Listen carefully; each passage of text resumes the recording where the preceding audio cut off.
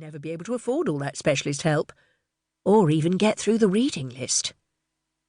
Oh, why hadn't she just told Melissa that she was ill and couldn't come to her awful dinner party?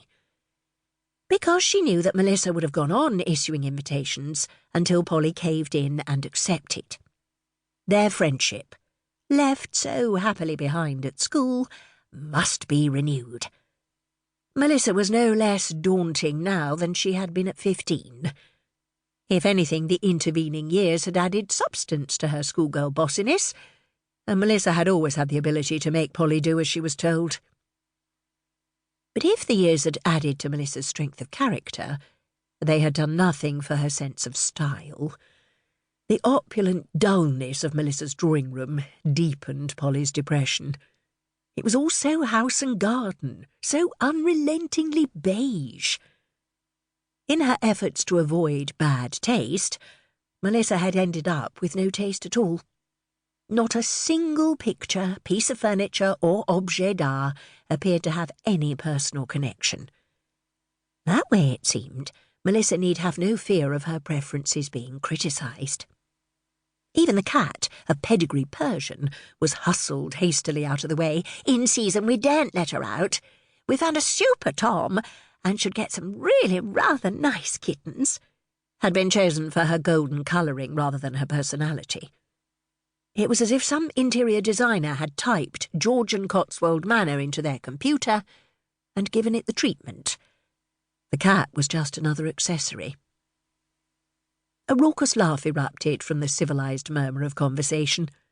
A large man in a dinner jacket was regaling two women with some anecdote he found hilarious. He either didn't notice or didn't care that his audience didn't join in his laughter, and were hiding the fact that their minds were somewhere quite else, behind a veil of politeness. So what's Freddie's reading age now?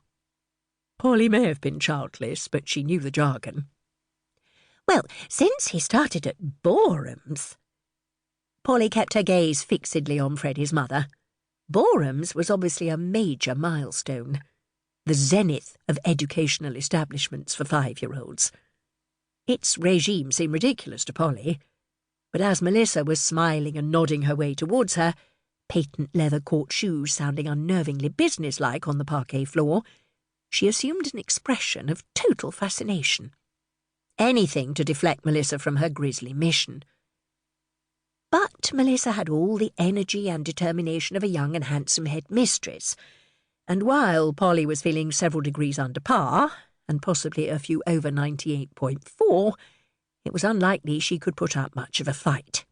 "Polly!" Melissa reached her destination and took Polly's arm. "I know Louise will forgive me if I drag you away. There's someone you simply must meet." "Melissa, I'm really not feeling—" Melissa's grip tightened. Her back, eloquent in a lace blouse and no-nonsense bra, told Polly firmly to pull herself together and stop being such a wimp. "He's talking to Thalia Bradley," said Melissa over her shoulder. "She does such a lot for charity." From a distance it was possible that what Thalia Bradley did for charity cut into the profits of honest working girls. But close to, Polly realised that she was looking at real beauty, and possibly genuine charm. She sailed the fine line between good taste and sexiness, and managed to emerge with both. Her soft silk chiffon dress was draped in a way which would make many women look fat, and probably represented more money than Polly spent on clothes in 5 years. Her golden hair swooped and waved above a perfect, heart-shaped face, tiny, retroussé nose, and a mouth which curved as sensually as her seemingly unsupported bosom. The effect was, in common parlance, drop-dead gorgeous. Polly drew abruptly to a halt behind Melissa, like a child being introduced to a group of children by its mother. No way would the group accept her, now her mother had barged in and broken up the party. Thalia had her hand on the arm of the tall man, and was looking entreatingly up into his eyes. "You will do it for me, David, won't you?" Her voice, honey-drenched with nicotine overtones, was as sexy as the rest of her. His head was bent to hear every fascinating word that dropped.